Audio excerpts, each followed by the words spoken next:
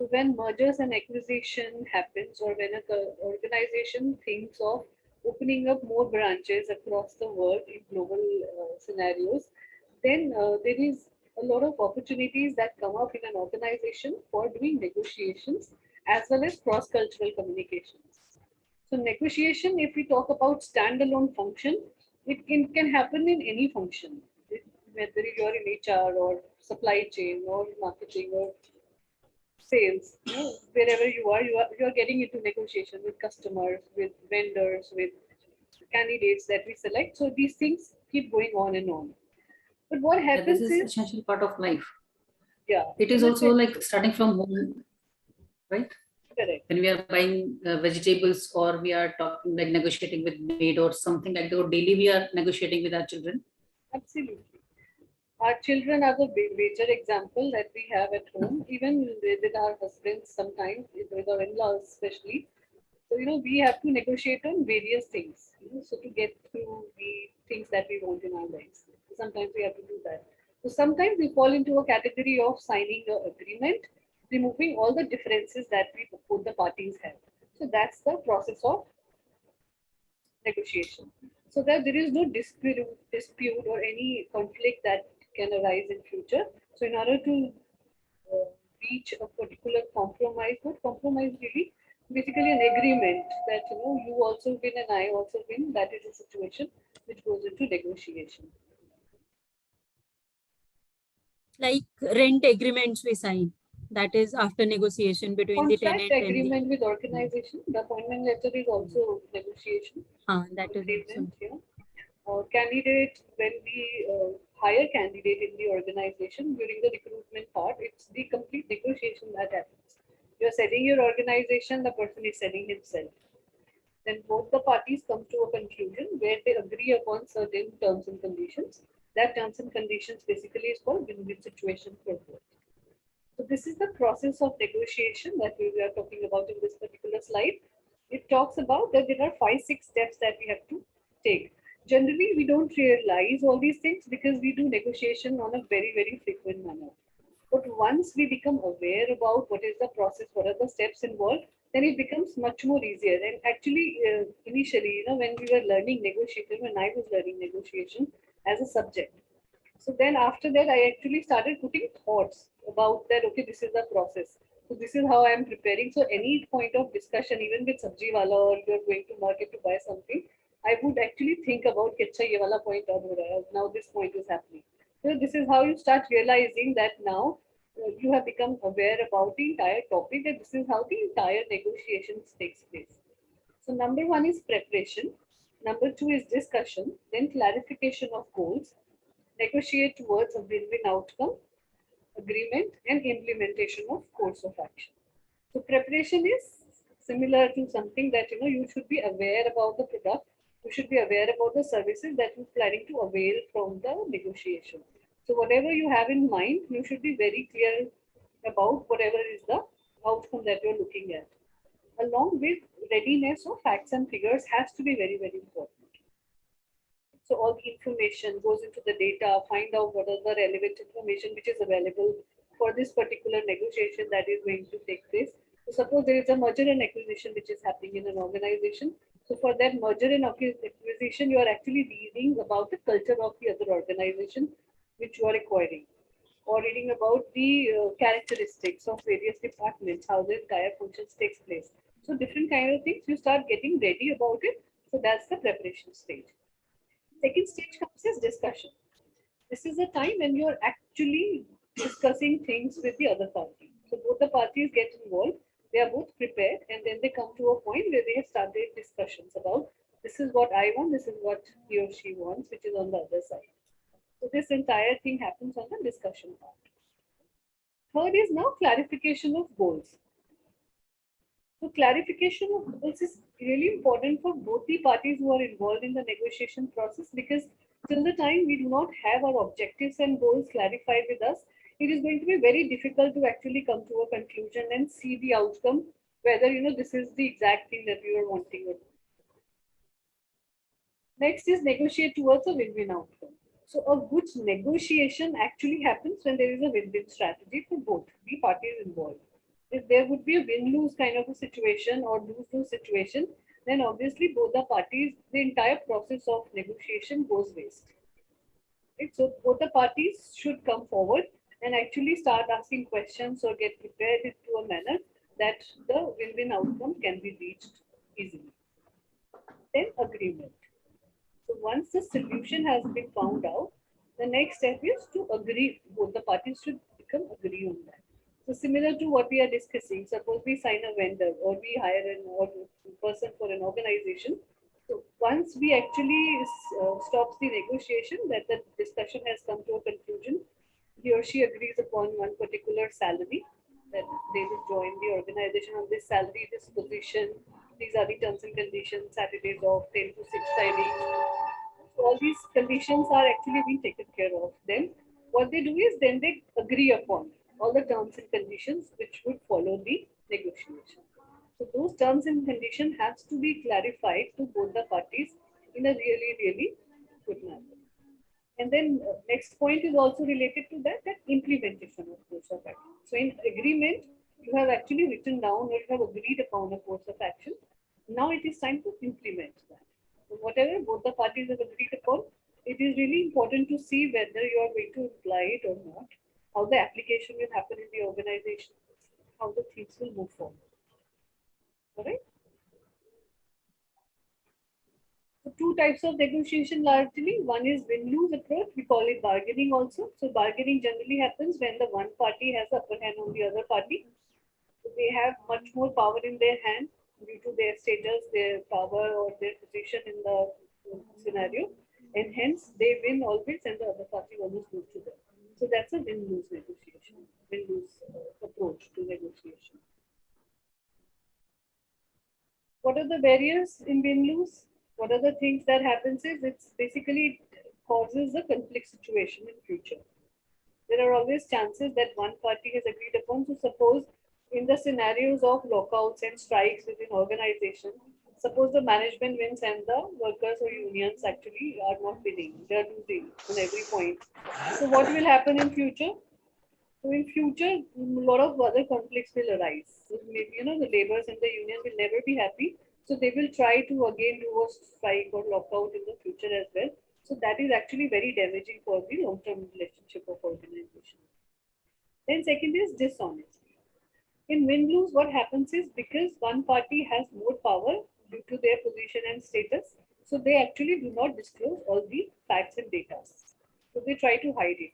And when in any negotiation we try to hide something, because of the dishonesty, the conflict obviously has to arise. So it's a very short-term solution. Then third is reaching a compromise solution which may not have the best possible outcome. So in win-lose, what happens is because one party is losing, so they have to do a lot of compromise. They may not agree upon all the terms and conditions and all the points of the agreement. Hence, what will happen is because of this particular entire scenario, that compromising situation always create a burden for the future.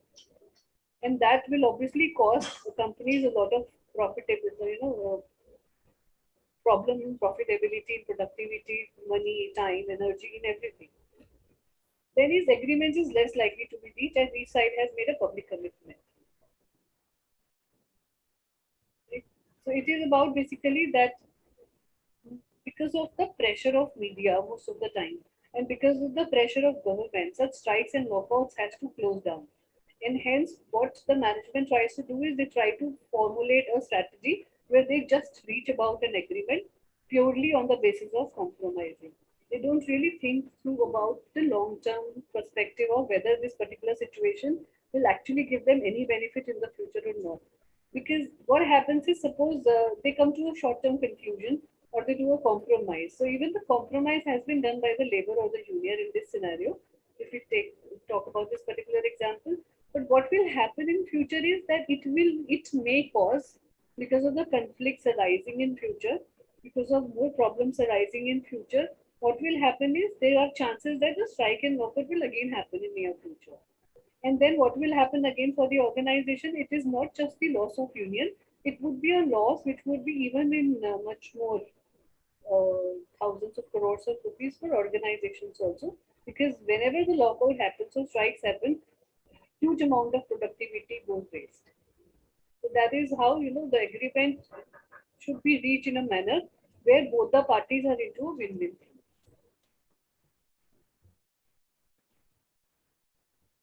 Then comes the win-win approach.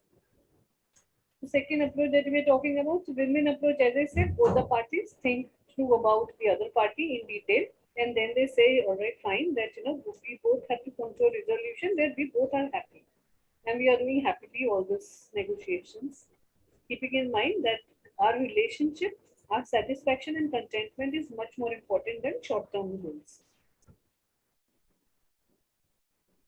A key points to win-win is that focus on maintaining the relationship. Right? Like I said, it's always talk about that I have to maintain a relationship. So, for example, your son or your daughter asks you for something. You get into a negotiation where you actually think that something is not really good for them, but still they are rigid and adamant and demand something.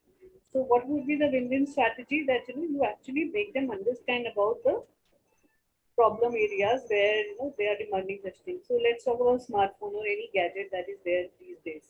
Right? So even if you give them gadgets, you always keep parental control in your hand. That okay, these are the sites that you will not open. This is the time fixed for the games that you can do. So all these things, all the conditions you can put because you want to create a good relationship with your children as well as you want to come to a solution where both the parties are happily coming into an agreement. Second is focus on interests and not positions. So it is purely not talking about positions. There is no power in play. There is no statutory things that is coming into play. It is purely interest of both the parties that they want to do negotiation and they want to reach a conclusion that both of them are happy and content with the solutions that is coming out of negotiation. Third is generate a variety of options that offer gains to both parties before deciding what to do. So whenever there is a problem that comes in, it's similar to problem solving. So in problem solving, what we do, there is a problem, then we find out alternate solutions through brainstorming, and then out of those alternate solutions, we reach to the best solution which can be implemented. So this is a similar thing that we're talking about here. If not just one solution, find out a list of alternative solutions that you can actually follow in the organization for both the parties to remain happy and satisfied, and then you actually start talking about the gains for both the parties. Next is aim for the result to be based on an objective standard. So objective standard is it should be accepted to both the parties, independent to both the parties, because each side's terms and conditions should be applicable for both the parties. It can be seen to be fair. So any good agreement which is coming to a win-win solution has to be fair and transparent. That communication has to be very, very clear and open. We're not really hiding the facts, which is in the case of win-lose. Now, how do we reach a good negotiation? So rest of the chapters, rest of the slides basically talks about that how we can actually reach to a situation where we are going through, where we can actually reach this win-win situation easily. So number one thing is that understanding of transaction analysis.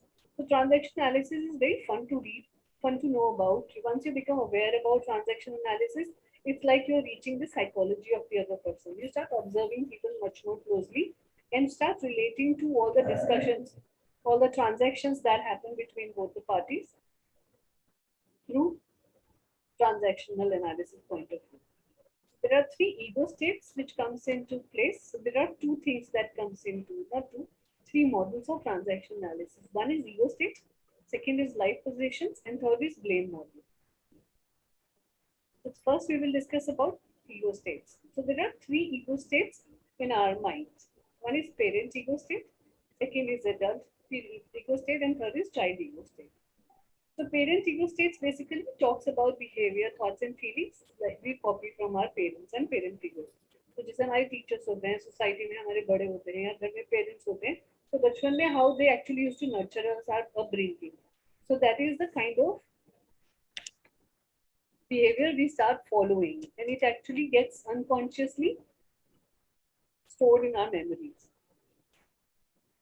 Then comes the adult ego state. So adult ego state is basically direct responses that we think about or we think through or that we have seen from the people who are really, really intelligent and have, very good problem solving kind of a agreement reaching out to be. The third one is child ego state. So child ego state is related to the parent ego state where we talk about behaviors, feelings, and the attitudes that we showcase as and when we were child. So these three ego states actually start developing in a human mind from the ages of 0 to 5. So by the time we reach a stage of 5 years of age, our personalities majority of the time develop, 90% develop. That's how the researchers have been talking about human behaviors. So depending upon what is the kind of experiences you have faced in your family and society, wherever you have done your upbringing or nurturing, these three ego states start developing in your mind and becomes much more conscious. So out of these three, depending upon the situation you are in, one become much more conscious and rest remains in subconscious mind. So for example, suppose you get into a discussion with some of your family, you are getting into a negotiation for anything in your family with your family members. So totally depending upon the kind of nurturing you had gone through in your life, you actually start responding to that situation in that manner. These are the complete content. So these are the conditions that can be arrived to transaction analysis of ego states. So parent ego states purely talk about the taught concept of life, that whatever is being taught to us, behave well, बड़ों की respect करो, dishonest मत रहो, road ठीक से cross करो. So you know those terms and conditions, those guidelines, those value system, cultural, religious, religion, ये सब चीजें हमारे साथ हमेशा रहती है because it has been taught by teachers, by parents from very starting of our childhood. Then second is child is our felt concept. So felt is basically because you were child at that point in time, so you were actually feeling a lot of things. So you start feeling all the emotions. You start responding to a lot of things through your emotions. Adult is basically thought concept of life. So thought concept of life that you have applied your own thoughts to it, and then you're responding to somebody through that particular thing. Then there is a description about all these things that I have said. Then comes the complementary and cross transaction. The complementary transactions are much more easier to do. It does not get into too much of complexity, and it actually is heard and appreciated and gets responded well from both the parties. So suppose these are the examples. Then one person is asking a question or saying something through adult ego state, and the response from the other person also comes from adult ego states. So that basically becomes a complementary transaction. Similar things can happen in parent-child complementary transaction because generally when there is a parent involved, the other person is responding through the child. It is basically a good relationship, complementary relationship that shows. Whereas the cross transactions, where one person is talking from a different ego state and the other person is responding from a totally different ego state, carries or brings so much of complexity. It can actually trigger a lot of problem areas in us. It can actually trigger a response which is coming from a totally different ego state and can get into a lot of conflicts and challenges in life. So hence, it is always important that whenever you are studying or whenever you are getting into a negotiation or whenever you are thinking of transaction between two human beings, for effective communication to happen during that particular stage, you should also keep in mind that you should get involved into a complementary transaction and not cross transaction. So we become aware about these things, and through practice, we can actually start taking care of these things. And our communication, our mind get more relaxed. We get into a very contentment kind of a level, and then we start responding to the other person with much more maturity and adulthood.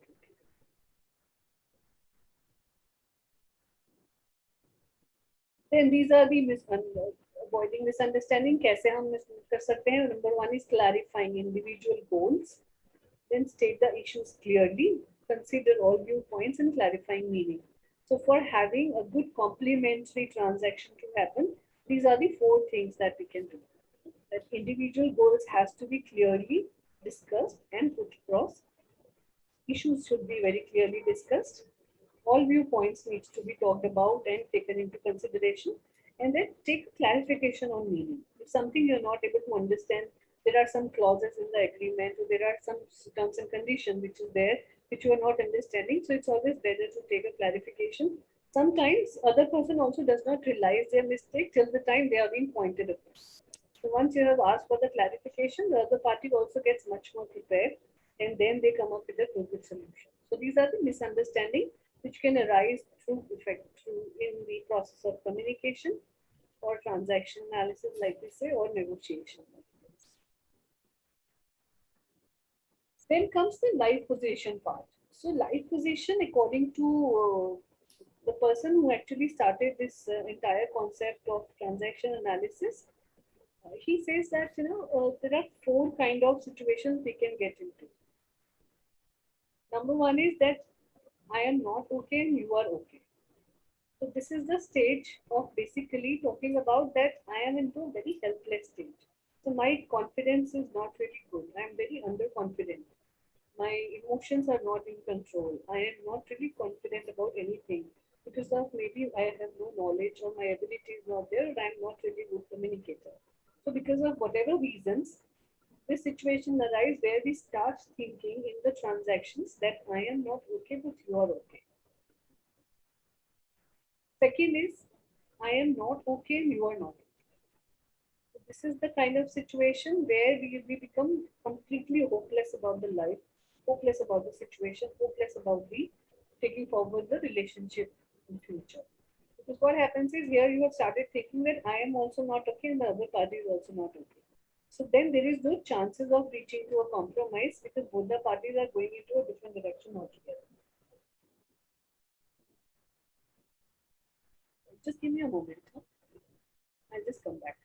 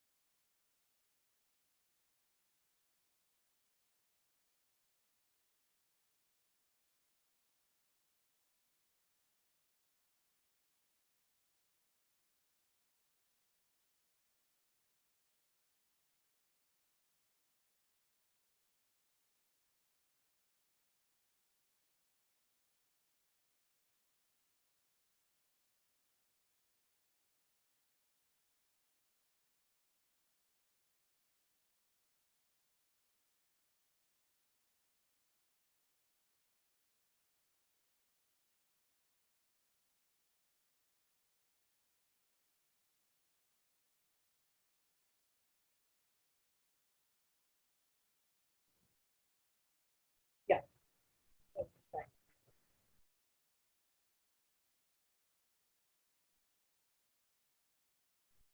Whether here or gone. Cameras off.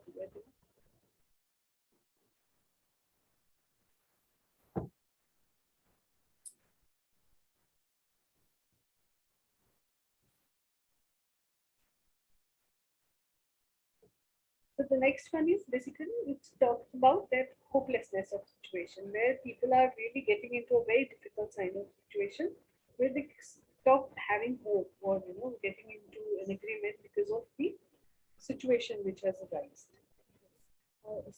Some examples that can we can relate it to that after working for so many years in an organization you stop trusting the organization because you consider that organization have not given you enough promotions or raises or performance has been appraised properly by the organization, whereas the organization feel that your communication is not good or the performance that you have done is not up to the mark, and over a period of time because a lot of feedback has not been exchanged between both the parties, hence they reach a stage where the organization also thinks that the employee is not good for my organization, and the employee also thinks that the organization is not really good for me.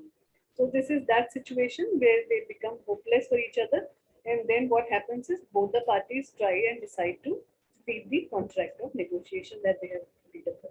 Okay? So it can happen in any ways. Like divorces happen in families, it's purely because of this particular reason where we reach this stage that I am also not okay, you are not okay. Third one into this is, which is not really good again, is I am okay and you are not okay.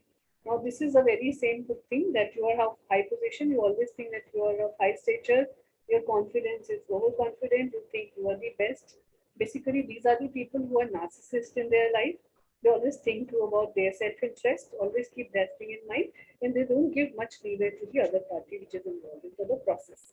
So what happens is that they actually get rid of, they really get angry very fast, and then they get rid of each other.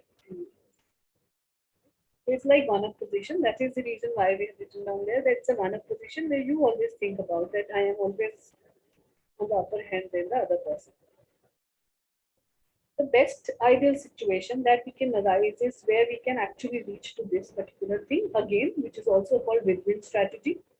I'm okay and you're okay. It's like a complementary transaction which is happening where we are actually thinking about relationships more, our interest, both the parties' interest and kindness with each other, and then we are thinking from a very healthy point of view that both the parties should get some kind of benefits out of reaching this negotiation or agreement.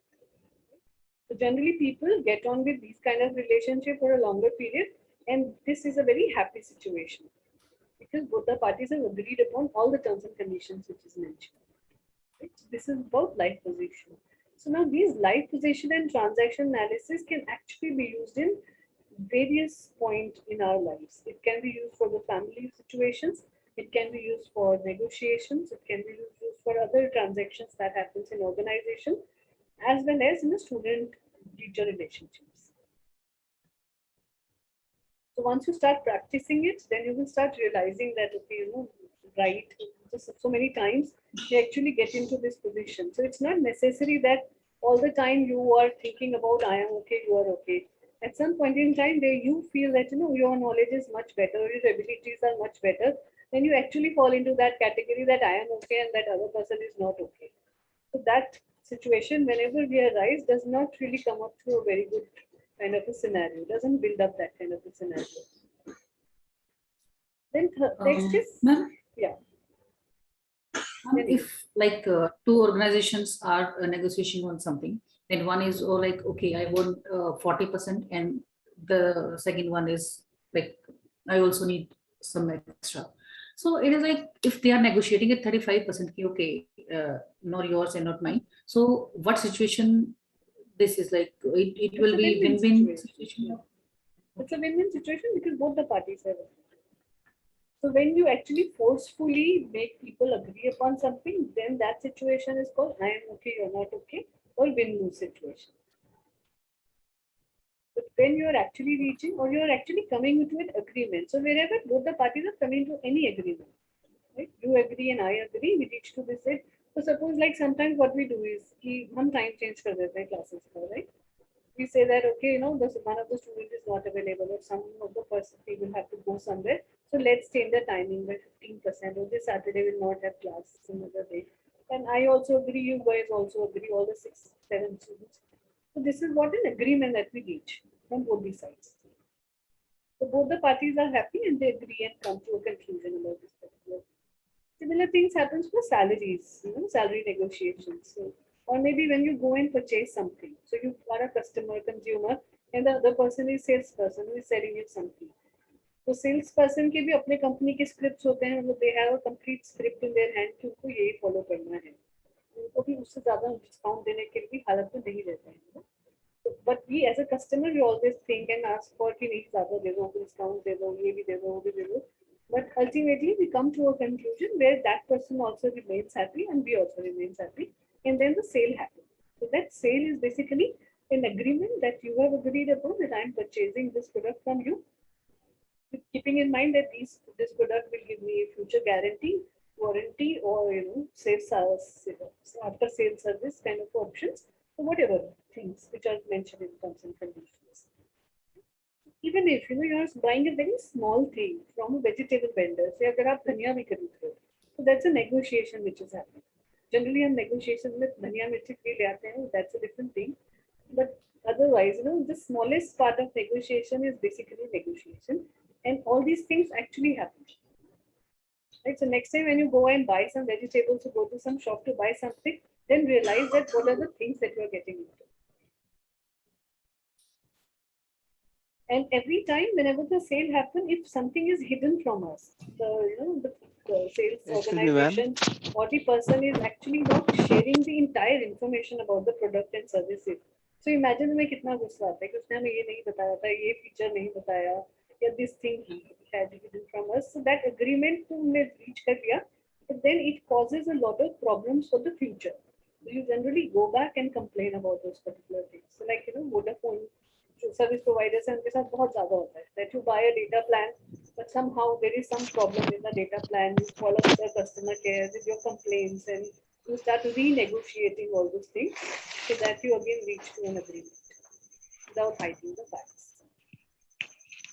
Excuse me, Yes, ma'am. Gulshan. Yeah. Actually, ma'am, sometimes whenever we are negotiating about something and whenever we not got successful to negotiate to someone, then after we we used to realize and we used to realize that we should not negotiate because it is completely time wasting, and sometimes we we used to waste our time due to the negotiation. And then, ma'am, Yeah, at that because time, see, when we what about think about decision that we we should are take? wasting of time, that means we do not have the interest in the place. That means we do not think that our interest and the other person's interest matches. So that's when the most of the Yeah. problems start coming into picture. So जैसे हम candidate selections करते हैं, right? So you actually need two or three we finalize two or three candidates for one position. और उन तीनों के साथ negotiation start होता है. And then one of them Yes, ma'am. agrees upon the terms and condition of the organization, and then we reach the agreement. So it's like both the parties come to an interest, both the parties are thinking of relationship for longer period, and hence they sign the agreement. Okay, that out of those three candidates, this is the best person who has our interest in his mind, or the candidate also feels that the company has my interest in their mind. So then they sign upon the agreement. So it's really important to not Actually, just think from the profitability point of view, but from the interest and relationship point of view. actually, Yes. ma'am, whenever we meet ma'am first time with anyone, then at time then at that time it is very big deal to make interest at first time. Because ma'am, whenever I read book, there sometimes there is written we should not negotiate whenever we used to go to purchase vegetables and whenever we used to go to purchase clothes and too many things, because at that time we are only wasting our time, because time is money. If we give values to our time, then Yeah, exactly. So time and energy has to be calculated in the mind before we get into a complete negotiation agreement. Then after in transaction analysis, after understanding of ego states and life position, there is another important part, which is called blame model. So blame model is also covered a little bit in life positions, but here we'll talk about it in detail, that how we actually could start blaming each other in our lifetime. Whenever you are getting into transaction or communication with somebody, at some point in time, we do not realize that, we are at the blame. We actually start giving that blame to somebody. And most of the time, if we are underconfident or we do not have complete trust on our own self, that belief in self is not there, then many of the times we actually start blaming our own self, that okay, whatever is happening wrong in my life is purely because of myself. So that blame model actually comes from life positions where we think that you are okay and I'm not okay is the helpless situation. So helpless situation may it is me, I am who's to blame. That means I do not really trust myself, and first my beliefs has to agree upon something, self-love has to develop in me, and then only I'll be able to trust the other party and come to a conclusion. Second is you are to blame, which is the situation, life situation. I am okay and you're not okay. Here you can get angry also. You start blaming the other person. You start showing a lot of irritation and aggressiveness for various things. So this is the situation which purely blames the other party for whatever goes wrong. Right? Sometimes you will actually, experience all these things in our real lives. हमारे आसपास कुछ भी हो रहा होगा, and because of those situations, we start blaming the other person, no matter what. हम अपना गलती देखते ही नहीं है पहली बार. And most of the time with people who are very underconfident, what they think is वो हमेशा दूसरों को अपने से बेहतर समझते हैं, and they always think that we are to blame for all the things that is going wrong, whether in organization or in personal life. Third one is again hopeless. Both parties keep blaming each other. Like this is the situation. This is the place from where both the parties to come to an agreement or compromise becomes most difficult. It has actually reached to a state where there is a dead end. So it takes a lot of coercion, it takes a lot of compromising. Not compromising, basically, a lot of mediation between two parties, counseling of both the parties. So this is the situation where we actually reach to helping both the parties through counseling and mediation. Like, I said in the example of divorces. So divorces where this is how people actually start blaming each other. The husband always blames the wife also blames. They do not take the responsibility of doing their own life in their own manner. And hence what happens is they reach a situation where they are reaching hopeless, where both the parties have decided that we both cannot come to an agreement. So then they involve the third person, either through for mediation, family members, or professional counselors who can actually counsel them so that their relationship can come back to the track. If at all. This is how the blame model works.